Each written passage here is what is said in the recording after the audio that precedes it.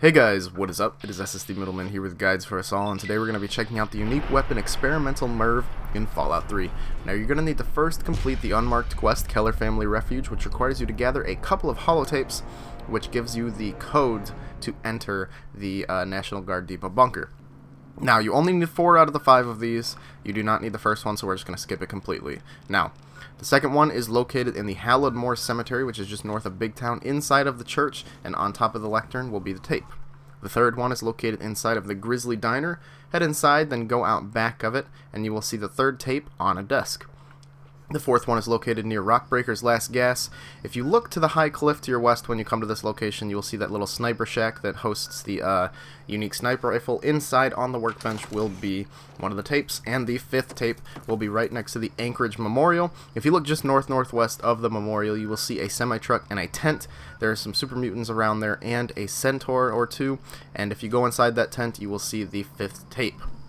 Now, once you've gathered all these tapes, head to the National Guard Depot and make your way through until you activate the power. Now, once you've activated the power, you can head inside this little room towards the middle of the lower floor. I don't really know how to explain it. You'll see in the video. Once you head in there, just keep going through until you get to the computer terminal, and you'll be able to talk and confirm the code that you gathered from these tapes. Once you get inside, you will find one of the last remaining members of the Keller family who has actually turned into a glowing one. Unfortunately, you'll have to take him out, and inside you will find the Experimental MIRV. Now, in my personal opinion, this is actually the worst weapon in Fallout 3. A lot of people will say different, and a lot of people will say that this is the best weapon in Fallout 3, but you will see what I mean very quickly. Now, the unique thing about the Experimental MIRV, as it is a unique version of the Fat Man, it will fire mini nukes, but this weapon will actually fire 8 mini nukes at the same time. Every shot will fire 8 mini nukes. Yup, therefore making the base damage 20,336 if all 8 mini nukes connect, which is just absurd. Obviously, that's crazy, of course. But the only problem with this weapon is the insane inaccuracy of these mini nukes. Now, when you're shooting this, you need to angle the weapon up, and you should probably be quite a large distance away from your enemies, as mini nukes are very deadly to not only your enemies, but the player himself. So you need to be farther away.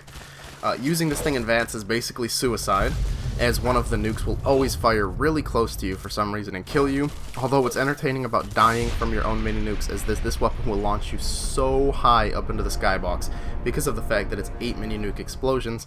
You can actually get all the way up to the height limit and hit that invisible wall up on top of the skybox, which is pretty hilarious. And this can also happen to the bodies of your enemies. When you hit them by several mini nukes, they could just fly far and far away from where you actually killed them, actually making looting enemies kind of more difficult when you use this weapon. But if you do manage to get a good distance between you and maybe, let's say, a Deathclaw or two, you could fire this at long range and end up taking them out. But in my opinion, this weapon is just an interesting weapon at that, and something to get as a joke. Anyways, thanks for watching the video, guys. If you enjoyed, please leave a like rating down below and subscribe to see some more videos in the future, and I will see you next time.